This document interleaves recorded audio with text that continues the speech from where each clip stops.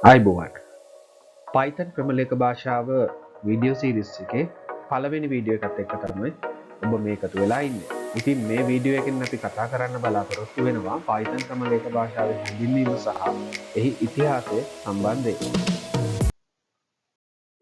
Python ක්‍රමලේඛ භාෂාවේ ඉතිහාසය ගැන අපි මුලින්ම බලමු. ඉතිහාසය ගැන සාකච්ඡා කරද්දී නෙදර්ලන්ත ජාතිකයෙක් වුණු ගයිඩෝ වෑන් රොසම් විසින් 1980 ගණන්වල අගභාගයේදී තමයි මෙම ක්‍රමලේඛ භාෂාව මුලින්ම නිර්මාණය කරන්න පටන් ගත්තේ. ඒ සඳහා ඔහු පාදක කරගන්නවා එවකට තිබුණු ක්‍රමලේඛ භාෂාවක් වුණ ABC කියන ක්‍රමලේඛ භාෂාව. ඒ වගේම මේ Python ක්‍රමලේඛ භාෂාව මුලින්ම ඔහු විසින් නිර්මාණය කළේ Amoeba කියන මෙහෙයුම් පද්ධතියත් සමග වැඩ කළ හැකි ආකාරයට කියලා සඳහන් වෙනවා. ඒ වගේම ගයිඩෝ විසින් Python ක්‍රමලේඛ භාෂාව නිර්මාණය කිරීම කළේ ඔහුගේ විනෝදාංශයක් හැටියට කියලා සඳහන් වෙනවා. ඒ වගේම 1989 දෙසැම්බර් මාසය වෙනකොට ඔහු මෙම Python ක්‍රමලේඛ භාෂාව ක්‍රියාත්මක කරන්න කටයුතු කරනවා. ඉතින් එහි අවසාන ප්‍රතිඵලය හැටියට 1991 වර්ෂයේදී මෙම ක්‍රමලේඛ භාෂාව මහ ජනතාවට භාවිතා කරන්න පුළුවන් විදිහට වෙළඳපළට නිකුත් කරා.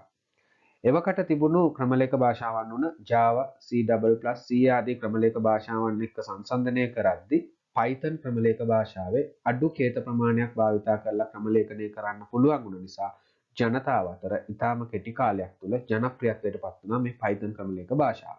ඒ වගේම ගයිඩෝ 2018 වර්ෂයේදී තමන්ගේ මේ කටයුතු වලින් විශ්‍රාම යනවා. අපිට මේ වගේ හොඳ ක්‍රමලේඛ භාෂාවක් ඒ වගේම ඉතාමත්ම සාර්ථක ක්‍රමලේඛ භාෂාවක් උරුම කර දෙමි. Python ක්‍රමලේඛ භාෂාවේ නම සම්බන්ධයෙන් අපි ඊළඟට බලමු. ඇත්තටම Python කියලා කියන්නේ පිඹුරට. පිඹුරා කියන නම මේ ක්‍රමලේඛ භාෂාව සඳහා භාවිතා කළා කියලා තමයි ගොඩක් අය හිතාගෙන ඉන්නේ. නමුත් 1970 ගණන්වල Monty Python's Flying Circus කියලා රූපවාහිනී වැඩසටහනක් විකාශය වුණා BBC රූපවාහිනී සේවයේ. ඉතින් මේ වෑන් රොසම් ඒ රූපවාහිනී වැඩසටහනේ ලොකු රසිකයෙක් වුණා. ඉතින් ඔහු තම ක්‍රමලේඛ භාෂාව සඳහා මේ Python කියන නම භාවිතයට ගත්තේ මේ වැඩසටහන ආభాෂය කරගෙන කියලා තමයි සඳහන් වෙන්නේ. මේ තමයි එම වැඩසටහනේ පෝස්ට් එක. Python සංස්කරණයන් සම්බන්ධයෙන් අපි දැන් බලමු. Python පළවෙනි version එක හැටියට 1991 Python 0.9 කියන version එක නිකුත් වුණා. ඒ වගේම Python 1.0 version එක නිකුත් වුණේ 1994 ජනවාරි මාසයේ. Python 1.2 version එක 1995 අප්‍රේල් මාසයේදී නිකුත් වුණා. ඒ වගේම Python 1.5 version එක 1997 දෙසැම්බර් මාසයේදී නිකුත් වුණා. මේ අතර කාල තුල තව Python 1.3 4 වගේ version නිකුත් වුණා. ඊට පස්සේ 1997න් පස්සේ 2000 වර්ෂයේදී Python 1.6 කියන version එක වෙළඳපළට නිකුත් වුණා. Python 2.0 ආරම්භ වුණේ 2010 ඔක්තෝබර් මාසයේදී. Python 2.1 version එක 2001 අප්‍රේල් මාසයේදී. ඒ වගේම Python 2.3 version එක 2003 වර්ෂයේ ජූලි මාසයේදී. ඒ වගේම Python 2.4 version එක 2004 නොවැම්බර් මාසයේදී. ඒ වගේම Python 2.5 version එක 2006 වර්ෂයේ සැප්තැම්බර් මාසයේදී. Python 2.6 version එක 2008 ඔක්තෝබර් මාසයේදී. Python 3.0 version එක 2008 වර්ෂයේ දෙසැම්බර් මාසයේදී.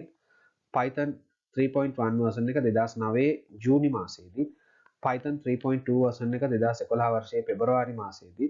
Python 3.3 version එක 2012 වර්ෂයේ සැප්තැම්බර් මාසයේදී. Python 3.4 version එක 2014 මාර්තු මාසයේදී. Python 3.5 version එක 2015 සැප්තැම්බර් මාසයේදී. Python 3.6 version එක 2016 දෙසැම්බර් මාසයේදී. Python 3.7 version එක 2018 ජූනි මාසයේදී. Python 3.8 version එක 2019 ඔක්තෝබර් මාසයේදී. Python 3.9 version එක 2020 ඔක්තෝබර් මාසයේදී. Python 3.10 version එක 2021 ඔක්තෝබර් මාසයේදී. Python 3.11 version එක 2022 ඔක්තෝබර් මාසයේදී තමයි නිකුත් වුණේ. අපි දැන් භාවිතා කරන Python version එක වෙන්නේ 2022 දී නිකුත් වුණ Python 3.11 කියන version එක. ඉදිරියේදී 2023 ඔක්තෝබර් මාසයේදී නිකුත් වෙන්න බලාපොරොත්තු වෙන තියෙනවා Python 3.12 කියන version එක. ඒ වගේම Python සංස්කරණයන් ගැන කතා කරොත් ප්‍රධාන අනුවාද දෙකක්. එහෙම නැත්නම් ප්‍රධාන සංස්කරණ දෙකක් තියෙනවා. ඒ තමයි 2 සහ 3 කියන versions දෙක. ඉතින් 2010 දී නිකුත් වුණා කියලා අපි කතා කරා Python 2. කියන version එක. ඒ වගේම 2008 දී නිකුත් වුණා Python 3 කියන version එක. ඉතින් මේකේ විශේෂත්වයක් තියෙනවා. ඒ තමයි Python 3 වල අපි නිර්මාණය කරපු වැඩසටහනක් Python 2 එක ගැලපෙන්නේ නැහැ. ඒ කියන්නේ ඒ මත රන් කරන්න බෑ කියන කාරණාව. ඒ නිසා අපි නව ව්‍යාපෘති එහෙම නැත්නම් Python වැඩසටහන නිර්මාණය කරනකොට Python 3 කියන version එකේ අනුවාදයක් භාවිතා කිරීම වඩාත් සුදුසු වෙනවා. Python ක්‍රමලේඛ භාෂාවේ විශේෂාංග ගැන අපි ඊළඟට බලමු. Python කියලා කියන්නේ ඉගෙන ගන්න වඩාත් පහසු සරල ක්‍රමලේඛ භාෂාවක්. ඒ වගේම තමයි මේ තුල අපි කෝඩින් කරනකොට අපිට වඩාත් පහසුයි අනිත් ක්‍රමලේඛ භාෂාවන් එක්ක සලකා බලද්දී. ඊළඟට Python කියලා කියන්නේ නොමිලේ ගන්න පුළුවන් ක්‍රමලේඛ භාෂාවක්. ඒ කියන්නේ අපි ඒකට කියනවා නිදහස් සහ විවෘතකේත ක්‍රමලේඛ භාෂාවක් කියලා. අපිට python.org කියන වෙබ් අඩවිය හරහා මේ ඩවුන්ලෝඩ් කර ගැනීමේ හැකියාව සහ මෙහි source code එකත් අපිට ඩවුන්ලෝඩ් කර ගැනීමේ හැකියාව තියෙනවා. ඊළඟට Python කියලා කියන්නේ චිත්‍රක අතුරු මුහුණතක් සහිත ක්‍රමලේඛ භාෂාවක්. ඒ වගේම Python කියලා කියන්නේ උසස් මට්ටමේ භාෂාවක් කියලාත් අපි කියනවා. ඒ කියන්නේ high level language එකක් කියලා කියනවා. ඒ කියන්නේ අපි භාවිතා කරන මානව භාෂාවට සමාන වචන භාවිතා කරලා ක්‍රමලේඛනය කරනවා නම් ඒක high level language එකක් කියලා කියනවා. ඉතින් ඉංග්‍රීසි භාෂාවේ තියෙන සරල වචන තමයි අපි ක්‍රමලේඛනය සඳහා භාවිතා කරන්නේ ඇවිරුණු පද හැටියට. ඊළඟට Python කියලා කියන්නේ පොදු කාර්ය භාෂාවක්. ඒ කියන්නේ විවිධ ක්ෂේත්‍රවල නිර්මාණයන් කරන්න අපිට Python ක්‍රමලේඛ භාෂාව භාවිතා කරන්න පුළුවන්. ඒ ගැන අපි ඉදිරියේදී බලනවා. ඊළඟට වස්තු නැඹුරු එහෙම නැත්නම් object oriented programming language එකක්. ඒ වගේම Python වලට විශාල ලයිබ්‍රරි පහසුකම් අපිට ලබා ගන්න පුළුවන් Python සම්බන්ධයෙන් අධ්‍යයනය කරන්න. ඒ වගේම Python කියලා කියන්නේ අර්ථ වින්‍යාසය මත ක්‍රියාත්මක වන ක්‍රමලේඛ භාෂාවක්.